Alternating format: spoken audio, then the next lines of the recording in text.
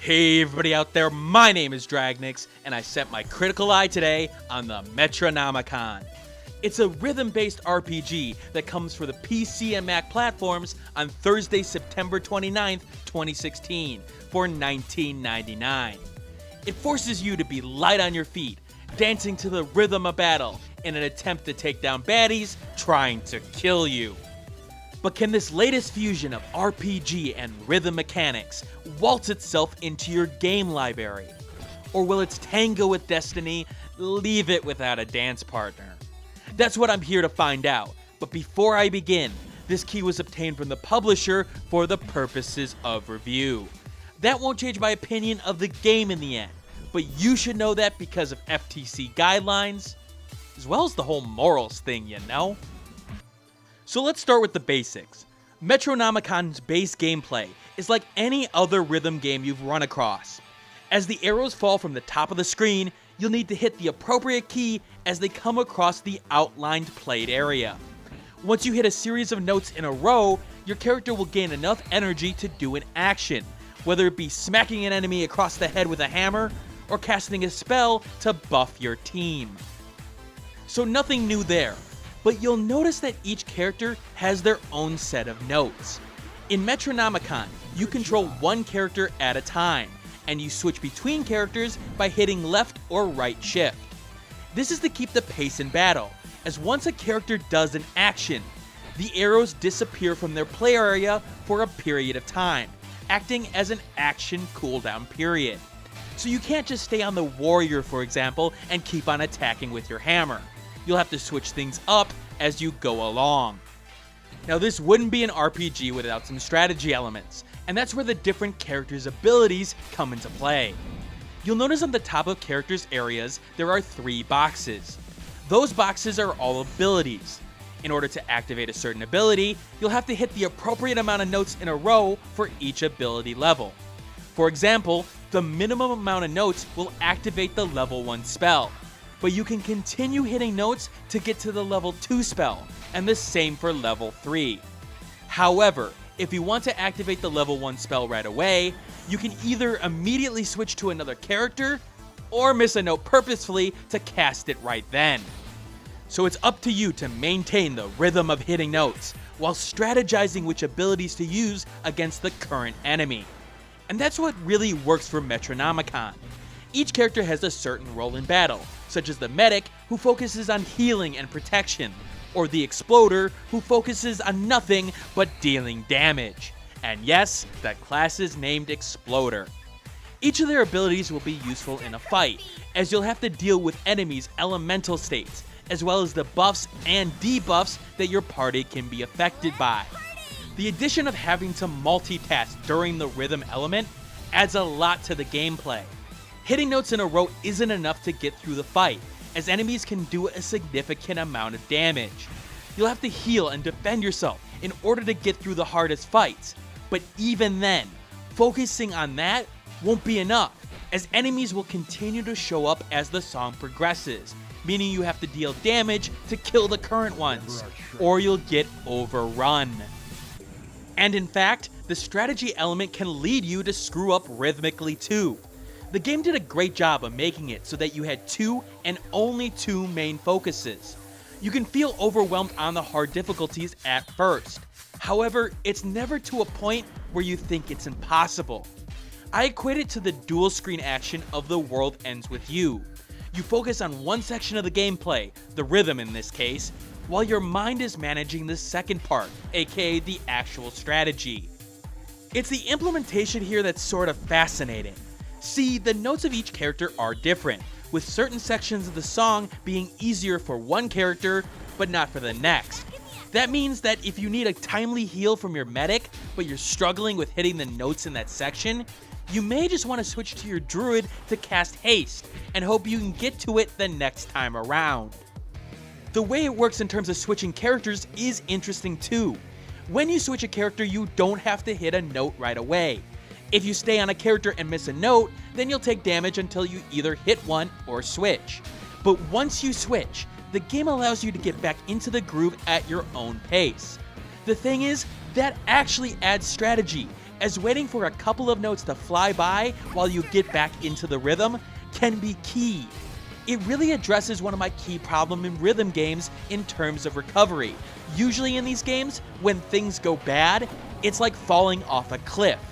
Metronomicon solved that to an extent thanks to some smart gameplay mechanics. Now with that said, I found the actual rhythm portion of the gameplay a lot more forgiving than other games in the genre when it comes to staying on beat.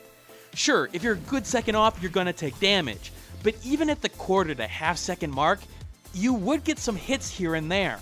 Now I understand why they did this. The chaos that's caused by the different mechanics means that they need to be a little bit more lenient into the gameplay here.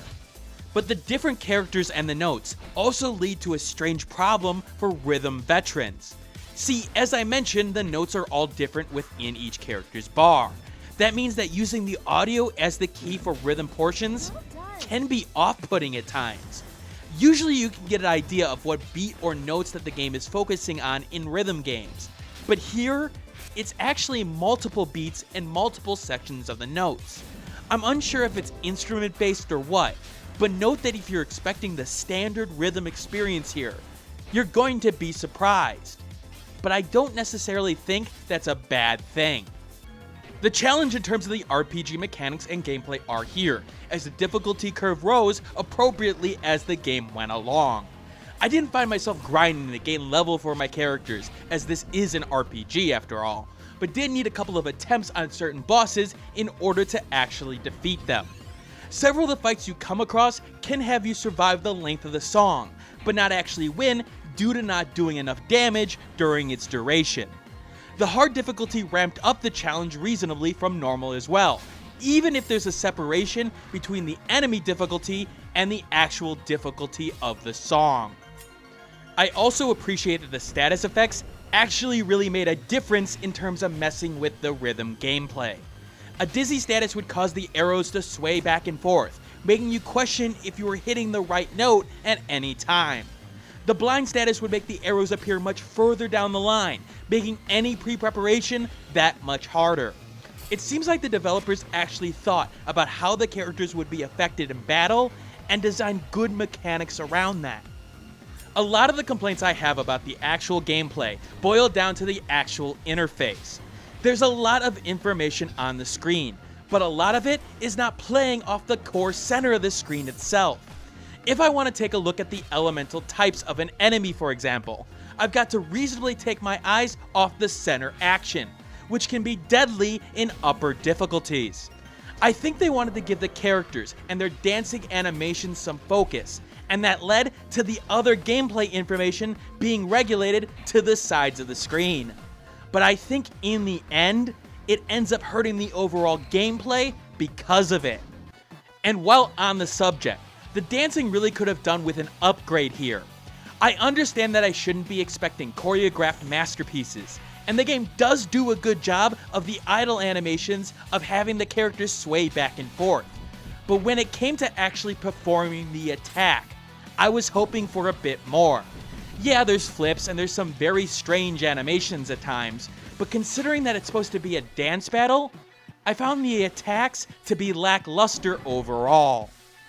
In addition, the lack of information about what your attacks do is annoying, as some word indicating what the picture at the top is representing would have been really appreciated. Yes, I can go into the equip menus when I'm out of the song, but when I'm in song, it would be nice to have a little reminder right there. Now the game does have some secondary challenges to get you better equipment for your characters as well. They are usually challenges such as hitting X amount of notes in a row, or healing for a certain amount of HP. They do a good job of making you focus on other elements within the game, while still keeping the core of the main gameplay there.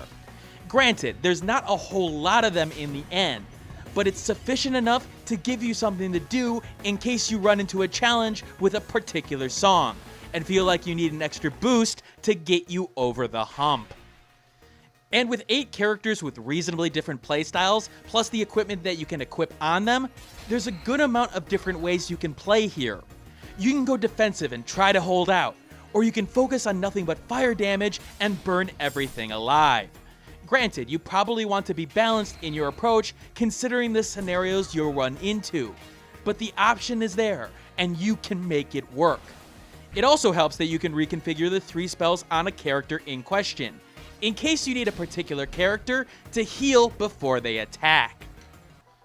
The game also tries to build a story and a lore behind this world, and while it's interesting to think that there's parties popping up with monsters all over the world, it just doesn't have the writing to really take the concept to the next level.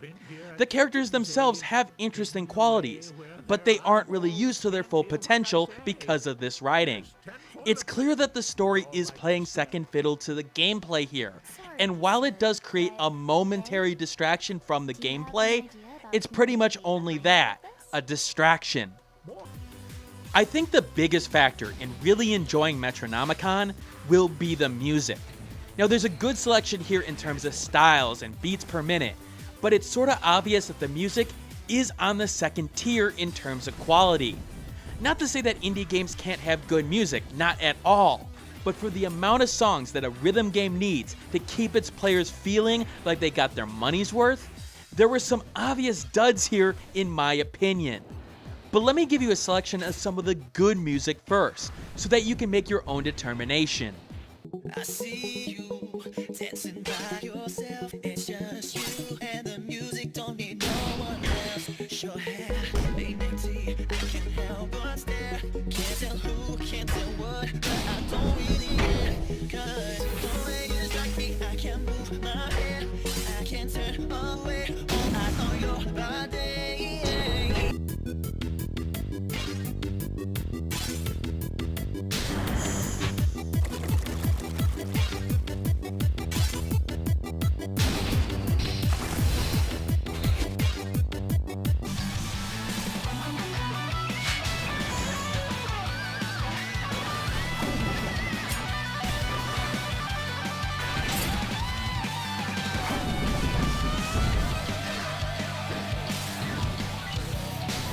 We tried.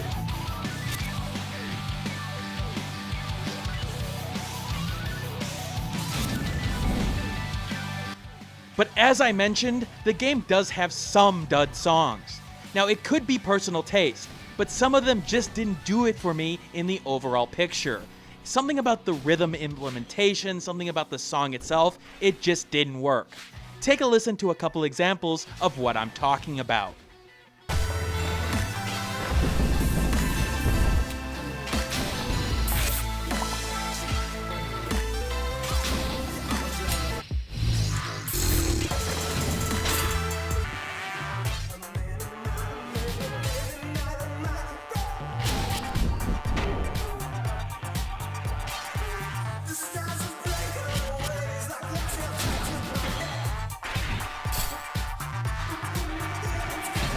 Before wrapping up this video, I do want to give the devs a shout out for watching out for YouTubers out there.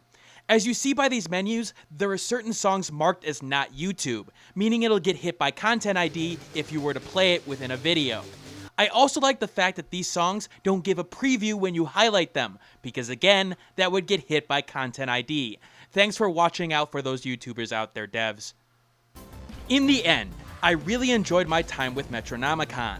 And while this may be a shorter review than most of mine have been lately, rest assured that doesn't mean that Metronomicon is any less worthy of your time.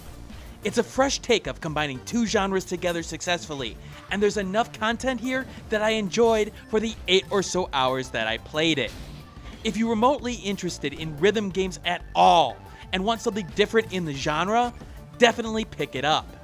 Even if you're not a rhythm junkie, the experience does feel very different than most, and it may be a good gateway into the genre. It's worth a buy from me, even at the $20 price tag. Next on the channel will be Overwatch Friday, but in terms of reviews, the next game is definitely going to be Stranger of Sword City. Yes, friends, it's finally coming, after all this time and after all that pain. I'll see you then, and as always, keep on gaming. Thanks for watching. Like the video, share it with a friend, and subscribe if you want more content like this. In the description below, you'll find the Steam review accompanying this vid, along with social media that you can follow me on, Twitter, Google+, and Facebook groups. And if you want to support the channel, click that Patreon on the left of the screen. And remember, keep on gaming.